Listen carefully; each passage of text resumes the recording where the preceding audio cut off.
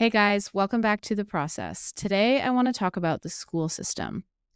I have had so many stories in my life directly come from the school system. And that's not me saying that I blame the school system because ultimately my life is my life because of my own decisions. But I will say that a lot of my childhood was shaped by these lessons and the philosophies that are within the school system. And the reason that I want to talk about this today is because I'm a little bit fired up. I've had a couple of people in my life who are currently in school, and I have witnessed firsthand how some of these philosophies of the school system are impacting them in real time. So let's talk about it.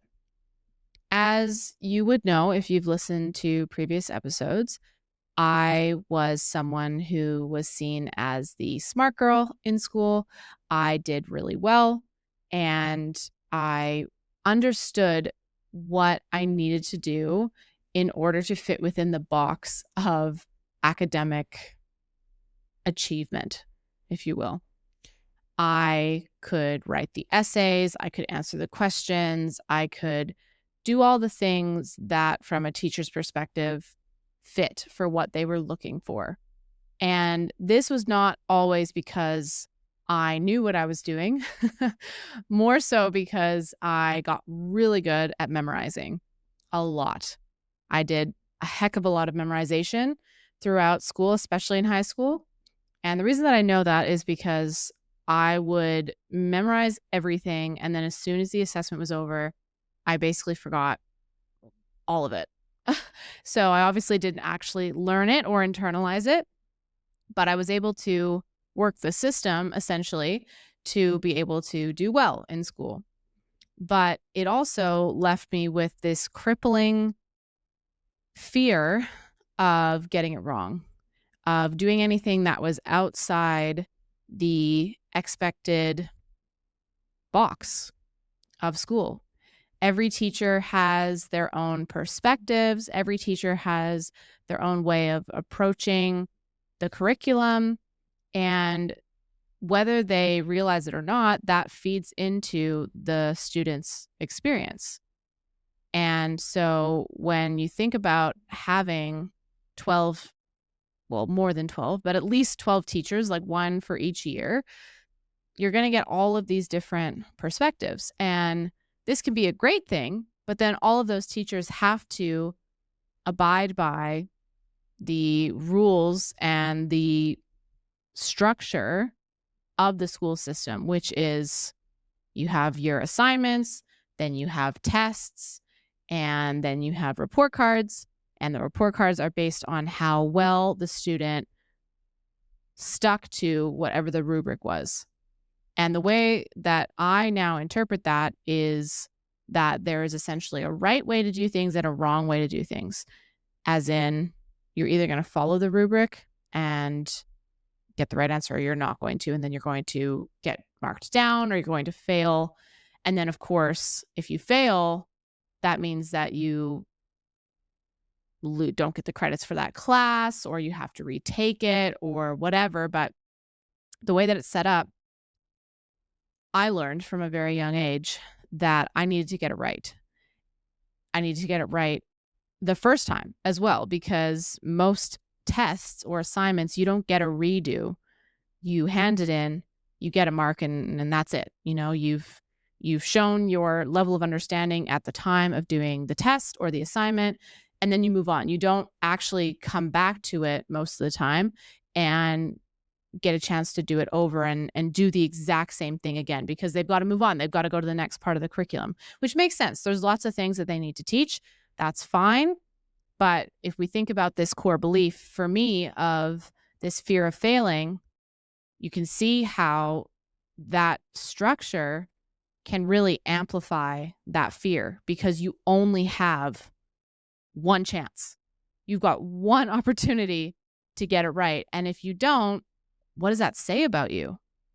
Of course, it says nothing about you, really, if you think about it, because there are so many different factors that come into how you might perform on a given day for a test. Potentially, you didn't get any sleep the night before. Potentially, your parents were fighting. Potentially, you had a really rough morning on the way to school. Maybe you woke up late and you missed the bus. And so you're all frazzled.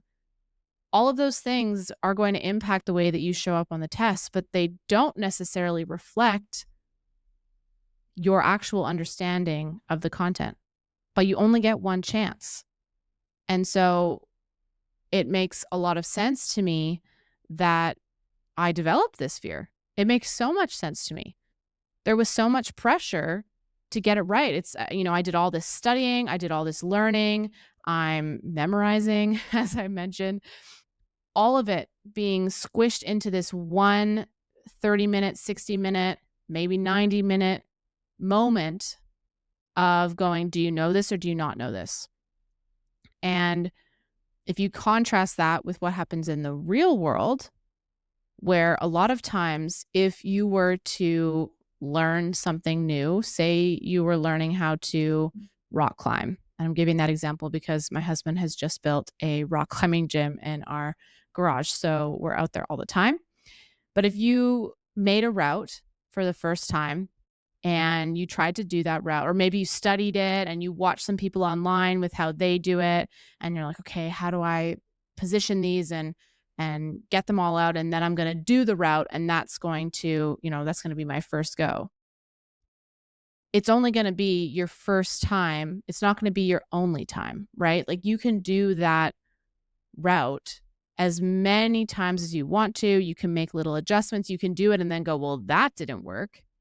And technically, that could be labeled as a failure, but then you're just going to go back to the beginning and do it again. Or maybe you're going to go, oh, well, there's this one part in the middle here that I didn't quite get. So let me just jump back into that part, and then I'm going to figure out how to do those couple of holds, and then I'll be able to apply that learning to the whole thing. Think about how different that is. Even as I'm explaining it, that feels different in my body. It almost feels like a relief. Like the pressure's gone. I can do it, and whatever happens is fine because I'm going to have all these other opportunities. Again, I understand why the school system can't be necessarily set up that way, because they have so much information to teach.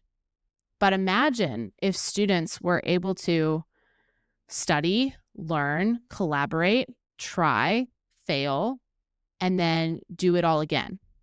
And there wasn't this looming outcome of you're either good or bad, you either pass or fail. It's just we're learning. We're learning how to do this science experiment. We're learning how to divide fractions. We're learning how to write a persuasive essay. All of these things are skills, and all of these things require practice.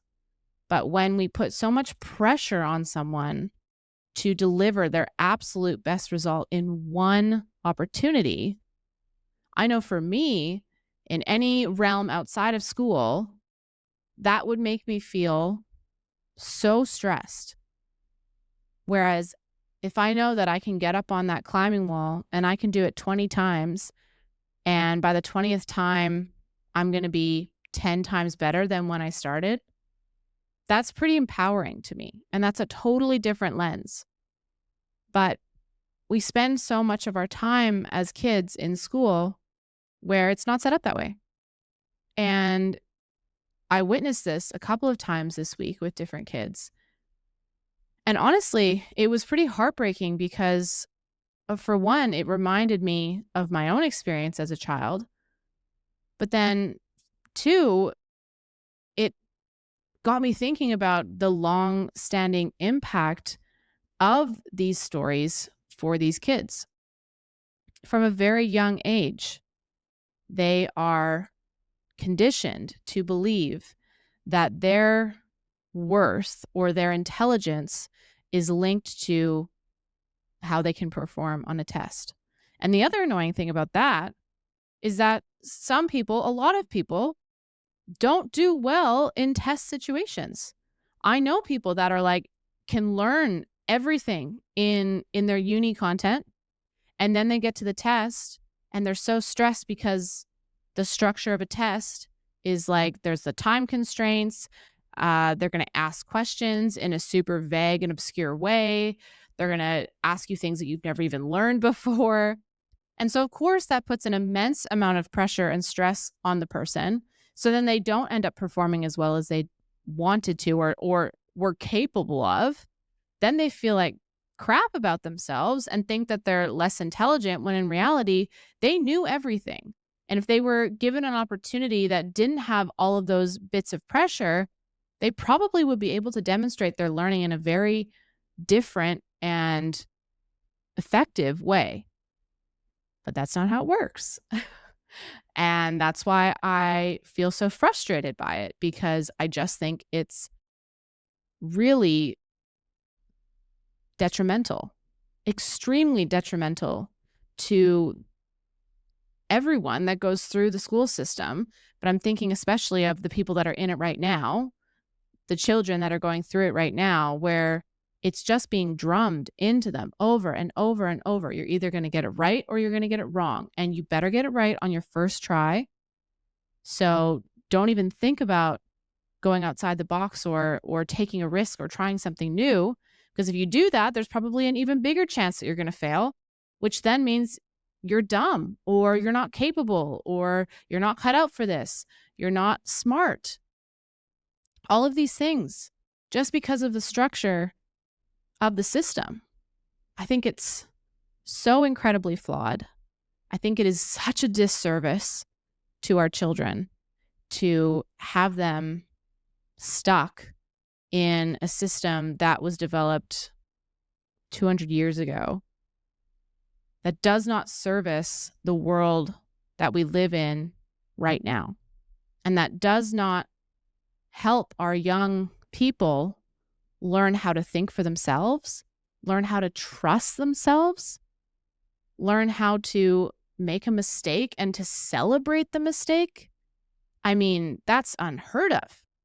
That's unheard of. Even in my speech therapy work, when I'm working with little ones, a lot of the time, a big hurdle that I come across is that even at a really young age, even before they start school, they're so scared to get it wrong. If they know that something's hard, not all the time, but a lot of the time, they don't even want to try. And so a lot of what I have to do is support them to feel safe and trusted with me so that they're willing to take that risk and to make the mistake and to mess it up, because they're so worried about it. And so then you can imagine by the time they're 18, with all of those years of having that message consistently repeated, every time they get an assessment back and they've got a mark that either shows you got it directly right with the rubric, or no, you didn't word this paragraph correctly, or you didn't write this right, or you didn't show your work in the right way. All of that over and over and over, that wasn't good enough, that wasn't good enough, that wasn't good enough. So no wonder there's a whole generation of young adults, myself included, who were paralyzed or are paralyzed by this fear of messing up. And so most people don't take risks. Most people don't push themselves out of their comfort zone. Most people don't try new things. They stick with what they know. They stick with what they're good at, even if they hate it, because they perceive that pain to be less than the pain of making a mistake, the pain of failing, especially if that failure can be seen by other people. And again, I think that is a massive disservice to who we are as humans, and especially what we're actually capable of. For so long, this story ran my life. I wouldn't even go to a new place where I had to park somewhere where I didn't know what the parking situation was going to be like, because I had a story that I wasn't good at parking. Like, that is such a tiny thing, but it had a massive, massive impact on my life, because I wouldn't go places. I remember when I first moved to Australia, and obviously I had to learn how to drive on the other side of the road. And so I had to learn how to just everything. I had to learn, when you pull into a parking spot, now all of a sudden you got all this room and car on the left side of you where I was used to having it on the right side of me. And I remember very quickly, because I wasn't good at it the first time. And I think I went over the curb once when I was driving with my host dad when I was an au pair, that I wasn't good at driving on this side of the road and that I wasn't good at parking. And so that then limited me for a long time as to where I would go or what I would try, because I was like, this is embarrassing. And if somebody's waiting to go into a spot and I'm trying to pull in and I mess it up, I couldn't even fathom being that embarrassed. So I just wouldn't do it.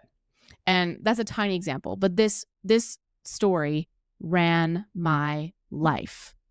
And I hear conversations all the time of people that are going through the same thing. I hear the stories. I hear it in the language where it's always, I'm not X type of person, or I can't do this, or I wish that I was more like Y.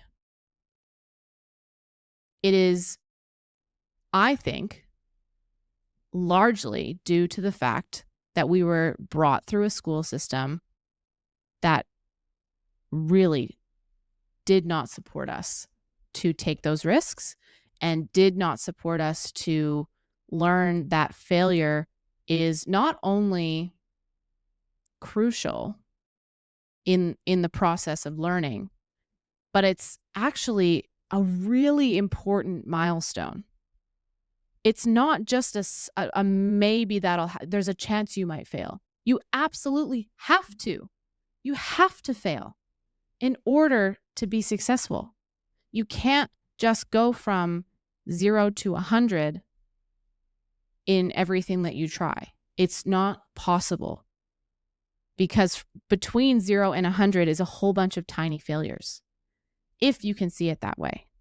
And when I look at and study the most successful people, they all have totally shifted the story around failure.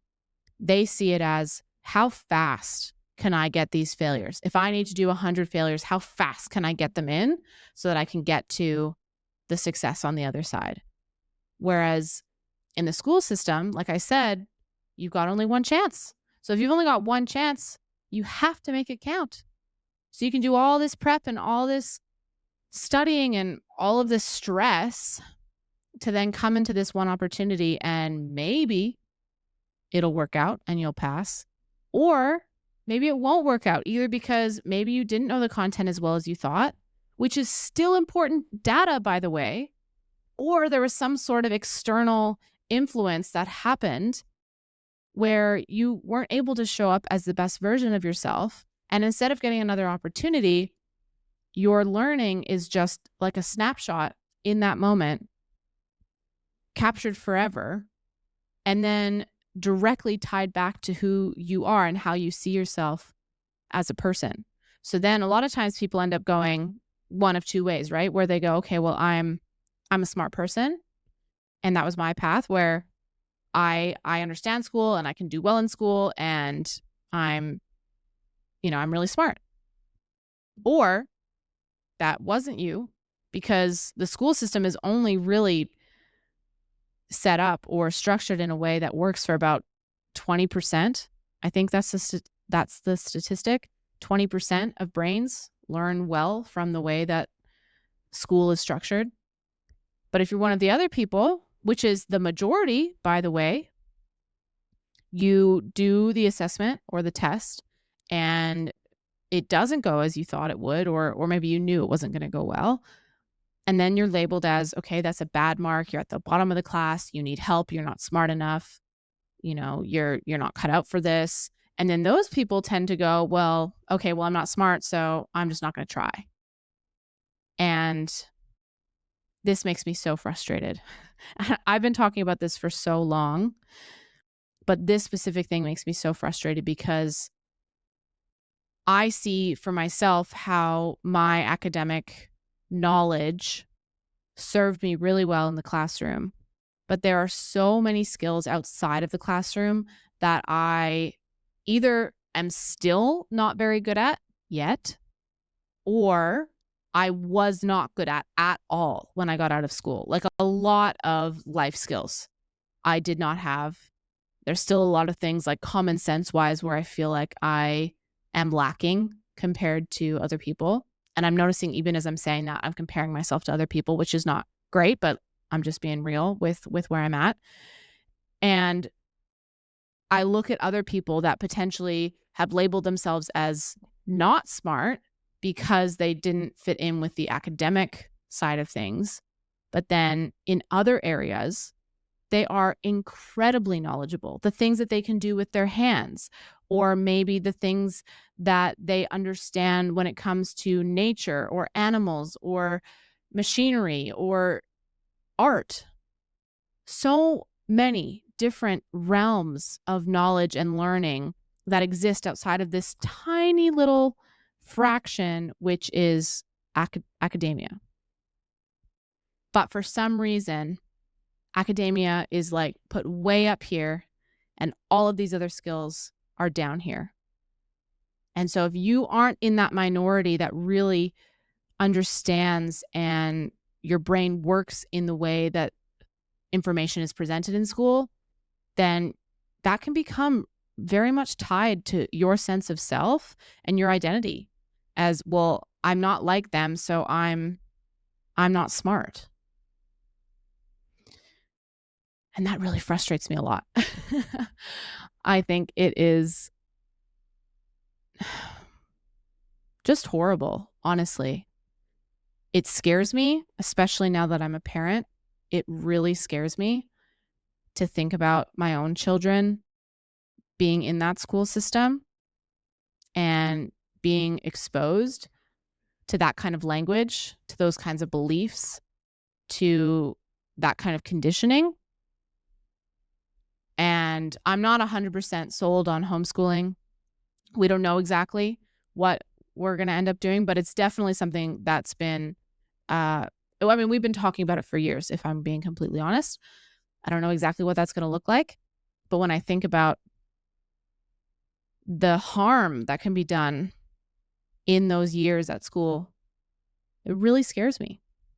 I think there are definitely positive elements of school, being able to I had amazing times at school too. I was very involved in a lot of musical aspects of school. I had a great group of friends and I enjoyed being at school. But I think part of that was because of the fact that I excelled and I understood how it worked.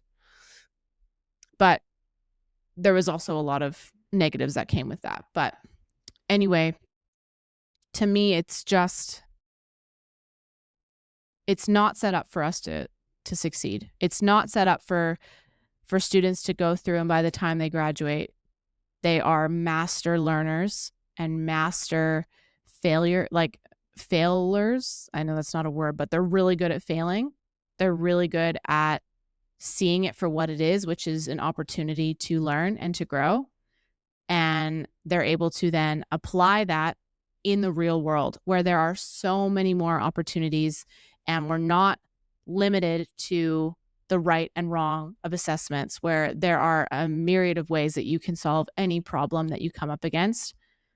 And imagine how different things would be if kids were getting to the end of school and were set up in that way and were allowed and given the space to learn in the way that makes sense to them and to share their knowledge in the way that makes sense to them and to be able to collaborate with their peers on solving problems. Because again, in the real world, that's how it works. You get to collaborate with other people.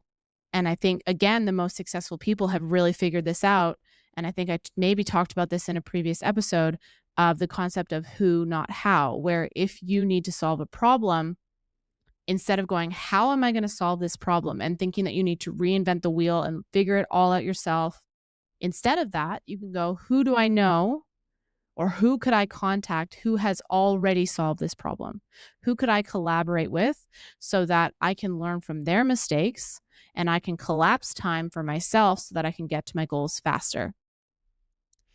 if we were taught to do that in school, I think that kids would be much more empowered and much more confident to take the risk and to go after what they want and to make it happen for themselves because they trust themselves, because they've had so many reps over the years of going, well, I'm going to try that. Oh, that didn't work. I'm going to try this. Oh, that didn't work. Okay, I learned, this bit of information, this bit of information, and now I can put those together and I'm going to adjust my plan and I'm going to go this way instead. I think that is incredibly powerful. And I really hope that, at least for my family and for my children, that I am able to set them up with those skills. All right, guys, that's all I have for today. I can hear my daughter screaming in the background, and now you might be able to hear her too. I would love to hear your thoughts on this, though. If you want to leave me a comment on the YouTube channel, and also you can also send me a DM on Instagram. Please leave us a review on Spotify or Apple Podcasts, wherever you are listening. I hope you have a great rest of your day, and I can't wait to see you in the next one.